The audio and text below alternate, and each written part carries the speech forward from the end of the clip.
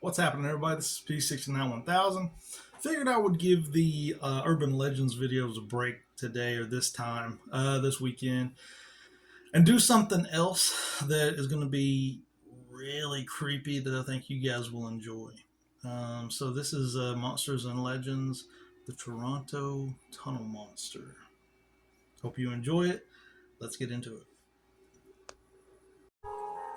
It was a warm summer's day in the August of 1978 when a Toronto area man had an experience with a strange creature that would forever change his life. Ernest was a soft-spoken 51-year-old man at the time of his harrowing experience.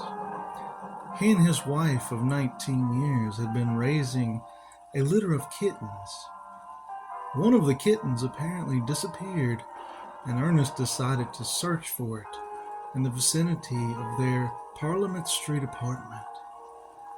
Close by, he stumbled upon the opening to a dark cave and crawled approximately 10 feet inwards.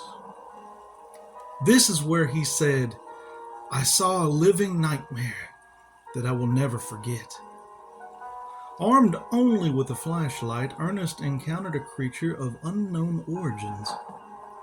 He described the monster as long and thin, almost like a monkey. 3 feet long, large teeth, weighing maybe 30 pounds, with salt gray fur. However, it was the eyes that truly stood out. They were orange and red. Ernest spoke reluctantly with reporters as to what occurred next. The creature spoke to him. He said, "I'll never forget it." The creature said, "Go away, go away." Then it took off down a long tunnel off to the side. I got out of there as fast as I could. I was shaking with fear. Ernest never approached the media with his story. He was afraid that people would think that he was drunk, or even worse, crazy, and felt that no one would ever truly believe him. The Toronto area newspaper, the Toronto Sun, found him after hearing about his experience from a reliable contact who worked with a relative of Ernest's, one of the handful of people to whom he had confided the experience in. He would agree to talk only if his last name was not revealed. "I believe Ernie saw exactly what he says he did," said Barbara, Ernest's wife. "He was terrified when he came back to the apartment, and he doesn't scare easily. Look, he's been known to have a drink in the past like most people, and to occasionally tie one on, but he's not a drunk, and he wasn't drinking at all that day," she told the newspaper. The Toronto Sun did question some of Ernest's relatives and neighborhood acquaintances. They found that all agreed and supported Barbara's evaluation of her husband as a good man, someone who would not make up this tale. Ernest, accompanied by Sun staff, returned to the location of this strange sighting in March of 1979. The cave's entrance was located at the bottom of a narrow passageway between the building where he lived and the one next door. Together they found the corpse of a cat, which was half buried in the tunnel.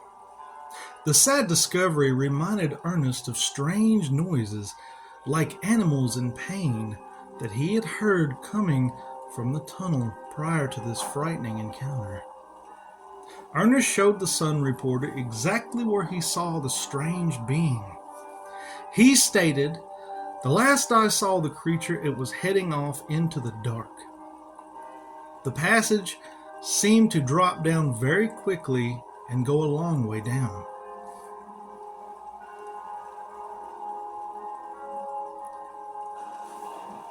It was speculated that the tunnel in fact led to the sewer system, and that the entranceway beside Ernest's apartment was an access point used by the creature to surface.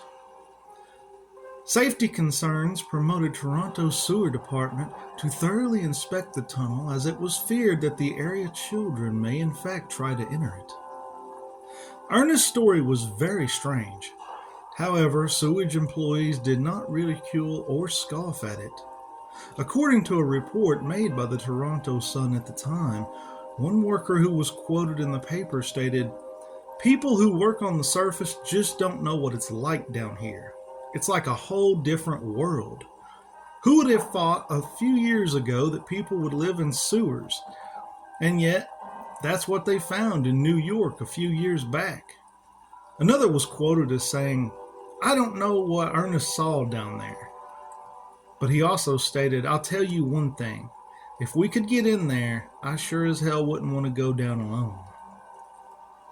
It is interesting to note that the description of the creature provided by Ernest and an artist rendering which was included in the original Toronto Sun article resembles some current reports of another strange creature, the South American Chupacabra.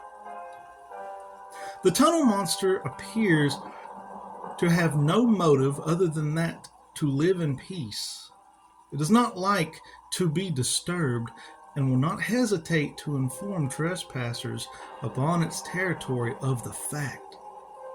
The entrance to the tunnel, in which the single witness claimed to have seen the monster, reportedly caved in many years ago, and the tunnel therefore remains sealed off, probably for the best.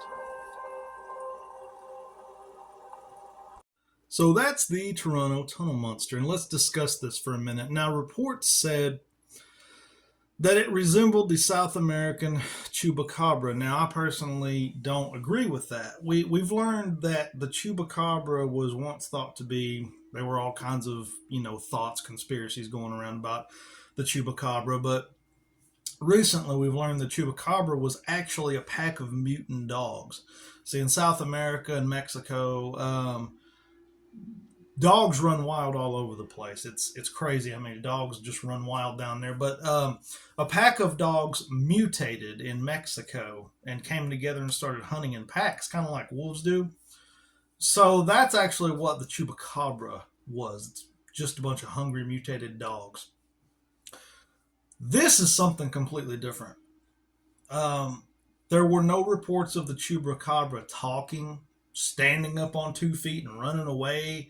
And to my knowledge, they don't live in tunnel sewers, right? Sewers under the city. So I'm thinking this is some kind of monster creature that lives in the tunnels, the sewer system. Could have been, see, I don't want to say that it was a monkey that mutated, because that'd be a smart monkey. This thing had the IQ to talk, because it said, "Go away, go away." Okay? So it really just wanted to be left alone. It didn't hurt Ernest. It just was like, "Hey man, this is my house. Get out of my house, bro." You know what I mean? I'm just trying to eat, my dinner or whatever. So we know he ate cats, which would explain, or the monster ate cats, which would explain why Ernest's cat went missing. He couldn't find it, one of his kittens. Because this monster is apparently eating kittens, right? It has to have a food source. So, what this monster could be, I really don't know. If you have any thoughts, opinions on what it could be, let me know down in the comments. This has been a fun one to do. I've always loved this story, and I hope you guys enjoyed it just as much as I did. So, peace, love. I love you all. Have a great day. And if you're in Toronto, let's stay away from the sewers. Peace.